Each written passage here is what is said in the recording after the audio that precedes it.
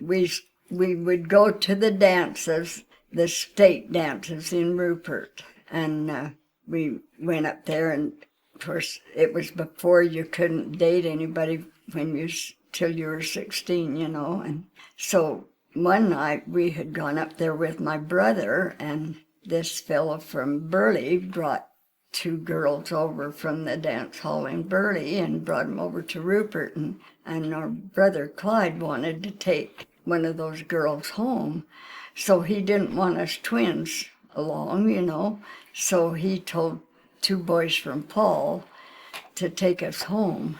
And I had been dancing with this one fellow, and he asked me if I could go home with him, and I said, oh, I've got to go home with Clyde because Daddy said we had to come home with him. And he took me in the cloakroom and helped me get my coat on, and Clyde come in and said, Lila, you'll go home with Billy Hicks.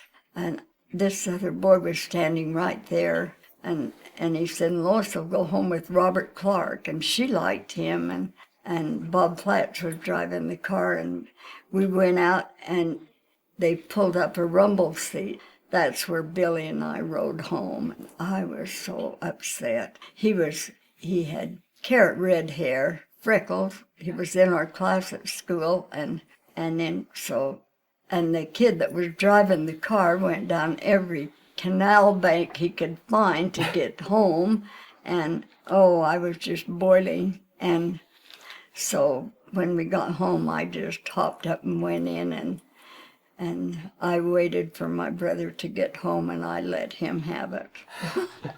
And he said, well, if you hadn't have gone home with him, Harold Bowers would have taken you home. And I said, and who is he? And he said, well, he's Lois Green's brother from Burley, and he's going to ask you next week.